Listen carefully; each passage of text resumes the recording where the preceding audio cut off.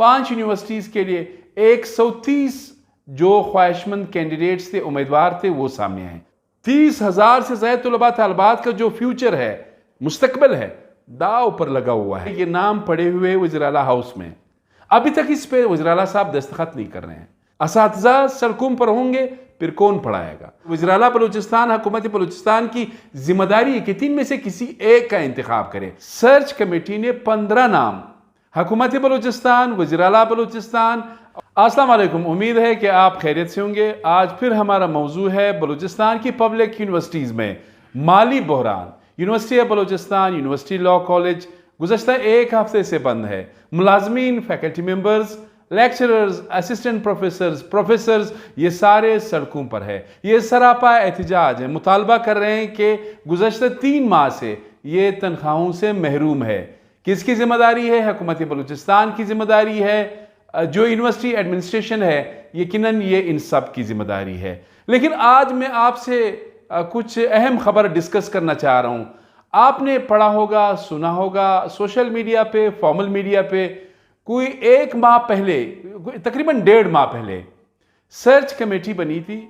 उस search committee में आपने देखा कि principal secretary to the governor, साथ ही सेक्रेटरी हायर एजुकेशन, इसके अलावा IBA जो कराची से है, वहाँ से भी जो सर्च कमेटी की हेड थी, एक और इंडिपेंडेंट मेंबर, और साथ ही vice chancellor university of Lasbela doctor Dost Mohammad Baloch.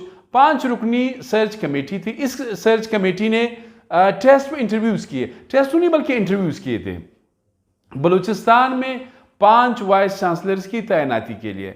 मेरे पास जो इंफॉर्मेशन है वो ये है कि 5 यूनिवर्सिटीज़ के लिए 130 जो ख्वाहिशमंद कैंडिडेट्स थे, उम्मीदवार थे, वो सामने आए। लेकिन जो तरीक़ाकार था वो बड़ा मुश्किल था, बड़ा सख्त रखा था सर्च कमेटी ने 30 जो कैंडिडेट्स है वो शॉर्टलिस्ट किए थे इंटरव्यू के लिए। अब इस वक्त जब मैं आपसे ये जो अहम बात है वो आपसे जो मैं डिस्कस करना चाहता हूँ वो ये है कि 1.5 माह गुजरने के बावजूद सर्च कमेटी ने 15 नाम हुकूमत बलूचिस्तान, वज़ीर आला बलूचिस्तान और सूबाई काबिना को, खासकर मैं वज़ीर आला बलूचिस्तान की बात करूंगा, 15 उम्मीदवार शॉर्टलिस्ट किए थे इन 5 यूनिवर्सिटीज़ के लिए। अब 15 में ज़ाहिर है 3 जो उम्मीदवार है वो एक यूनिवर्सिटी के लिए, यानी एक ब्यूटम्स के लिए, एक लोरलाई के लिए, एक लसबेला के लिए, एक यूनिवर्सिटी ऑफ बलूचिस्तान के लिए, एक यूनिवर्सिटी ऑफ तुर्बत के लिए, इस तरह। अब 3-3 नाम एक यूनिवर्सिटी के लिए है, 5 यूनिवर्सिटीज़ है। बहुत ही जो हुकूमत बलूचिस्तान का मोतबर ज़राए है, काबिल एतबार ज़राए है, उनसे मैंने बात की। उनका कहना है कि वज़ीर आला साहब के पास जब गए तो उनके पास ये पड़े रहे, तो ज़ाहिर है वज़ीर आला साहब ने भी जो अपोजिशन है, माशाल्लाह आजकल तो ये समझ में, बल्कि आप समझ गए हैं, आप सबको इल्म है कि इस वक्त डी फैक्टो गवर्नमेंट जो है बलूचिस्तान में वो अपोजिशन है। वज़ीर आला साहब ने सबसे पहले गवर्नमेंट की बजाय जो अपोजिशन के अरकान है उनको बुलाया कि ये नाम आया है। मेरे इंफॉर्मेशन के मुताबिक या जिस ज़राए से मेरी बात हुई, उन्होंने बताया कि अपोजिशन ने और प्लस 2-3 वज़रा साहिबान ने कहा कि इसमें तो हमारे बंदे ही नहीं है। सर्च कमेटी ने जिन लोगों को नॉमिनेट किया है या शॉर्टलिस्ट किया है उसमें हमारे बंदे नहीं है। अब जाहिर है बंदे तो लगाए जा रहे थे, जिसकी वजह से आज असातिज़ा और मुलाजमीन जो है वो सड़कों पर है।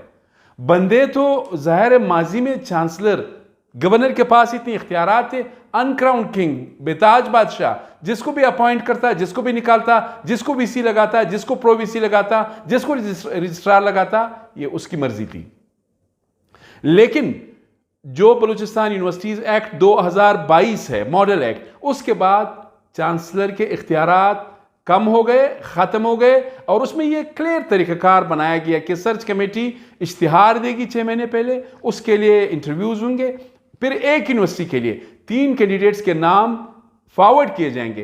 3 में फिर चीफ मिनिस्टर, वज़ीर आला बलूचिस्तान, हुकूमत बलूचिस्तान की जिम्मेदारी है कि 3 में से किसी एक का इंतखाब करें।